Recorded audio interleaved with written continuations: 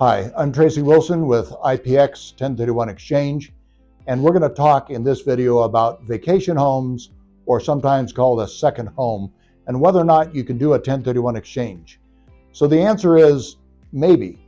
The three rules or three parameters I'm going to go through will help in making the decision as to whether or not you can sell a vacation home or a second home, or if you can exchange into a vacation home or second home.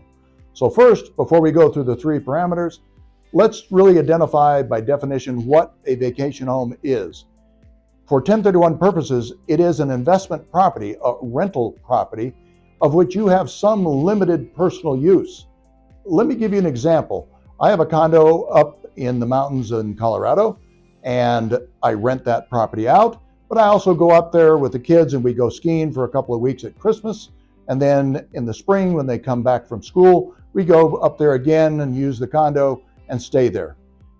Can I, when I sell that property someday, do a 1031 exchange? Because if I can't, if I've tainted the property with my own personal use of it, then I'm going to end up paying the capital gains taxes. I certainly can't take my personal home exclusion on it because it's not my personal primary residence.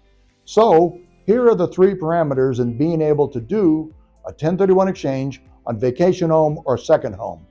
So number one, the IRS is going to look at the property for the most recent 2 years before you sell it. And in the second parameter, you must have rented the property out at least 14 days. You certainly should be able to rent it out more. And that's 14 days for each year of that 2-year tolling period. And then the third parameter is this. You have to limit or restrict your personal use of that property to no more than 14 days each year of those 2 years, or up to 10% of the amount of time that you rent the property out.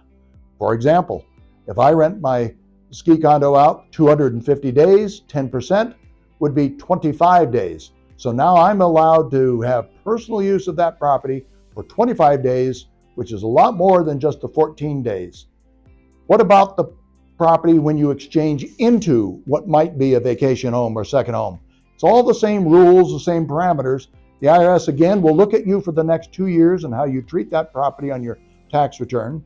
You've got to rent the property out more than 14 days for each year of the 2 years, and you have to limit or restrict your personal use of that property to either 14 days or no more than 10% of the amount of time that you had it rented out.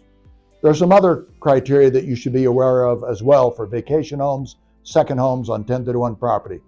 You can actually stay there if you are fixing the property up, if you're maintaining it. These are maintenance days, so they don't count against your personal use days. Okay, so how many maintenance days are you allowed? It's actually not specified in the tax code, but it needs to be reasonable and verifiable. So keep very good records.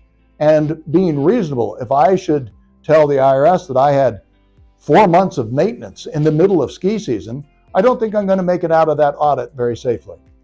So the other last thing you want to keep in mind is how do you show and treat that property on your tax return?